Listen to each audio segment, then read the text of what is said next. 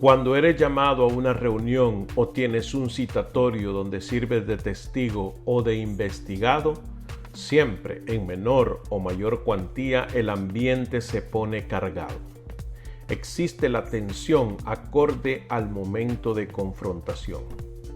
Eso pasa en la escuela, cuando de niños estás sometido a la presión de grupo. Sucede en el vecindario cuando alguno de tus vecinos está acosándote porque no estás de acuerdo a su proceder y te considera un estorbo. Sucede en el trabajo cuando existen antipatías entre los colegas, etc. Qué bendición haber amanecido con vida este día. Las horas transcurridas desde el amanecer hasta el momento donde sintonizas este podcast, vemos la mano de Dios sobre nuestras vidas. Bienvenidos a la reflexión de hoy. Pongamos las cosas en claro. Isaías 1, 18 al 20. Vengan, pongamos las cosas en claro, dice el Señor. Son sus pecados como escarlata, quedarán blancos como la nieve. Son rojos como la púrpura, quedarán como la lana. ¿Están ustedes dispuestos a obedecer? Comerán lo mejor de la tierra. ¿Se niegan y se rebelan? Serán devorados por la espada. El Señor mismo lo ha dicho. Dios siempre tomando la iniciativa para la restauración con la humanidad, promete perdón de pecados, como resultado de la obediencia, mejores días en la tierra, pero a causa de la desobediencia, consecuencias lógicas también. Hay un registro bíblico que ilustra perfectamente la situación.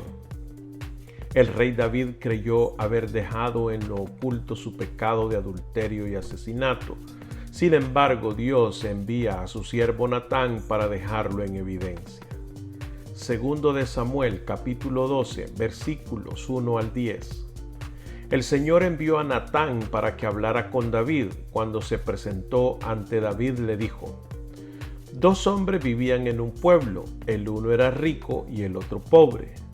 El rico tenía muchísimas ovejas y vacas. En cambio, el pobre no tenía más que una sola ovejita que él mismo había comprado y criado. La ovejita creció con él y con sus hijos, comía de su plato, bebía de su vaso y dormía en su regazo. Era para ese hombre como su propia hija. Pero sucedió que un viajero llegó de visita a casa del hombre rico y, como éste no quería matar ninguna de sus propias ovejas o vacas para darle de comer al huésped, le quitó al hombre pobre su única ovejita. Tan grande fue el enojo de David contra aquel hombre que le respondió a Natán: Tan cierto como el Señor vive, que quien hizo esto merece la muerte. ¿Cómo pudo hacer algo tan ruin? Ahora pagará 4 veces el valor de la oveja. Entonces Natán le dijo a David: Tú eres ese hombre. Así dice el Señor Dios de Israel: Yo te ungí como rey sobre Israel y te libré del poder de Saúl. Te di el palacio de tu amo y puse sus mujeres en tus brazos. También te permití gobernar a Israel y a Judá. Y por si esto hubiera sido poco, te habría dado mucho más. ¿Por qué entonces despreciaste la palabra del Señor haciendo lo que le desagrada? Asesinaste a Urías, el hitita, para apoderarte de su esposa. Lo mataste con la espada de los amonitas.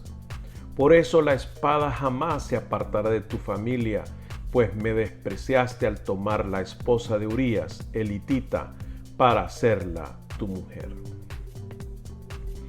David sentenció su propio caso y evidenció la doble moral que muchos de nosotros tenemos. Cuando el juicio es para otros, nos volvemos severos. Cuando el juicio es en nuestra cuenta, pedimos misericordia. Por eso el Señor nos invita a tener cuentas cortas con Él.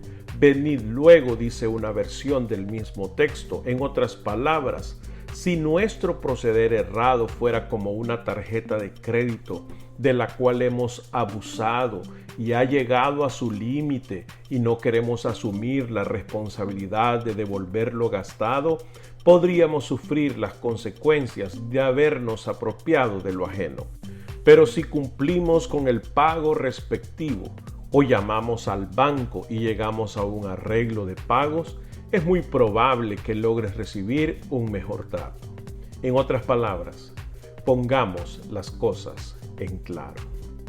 No nos hagamos los desentendidos. Algunos de nosotros tenemos una cuenta grande pendiente con Dios y nos preguntamos, ¿quién podrá ayudarnos?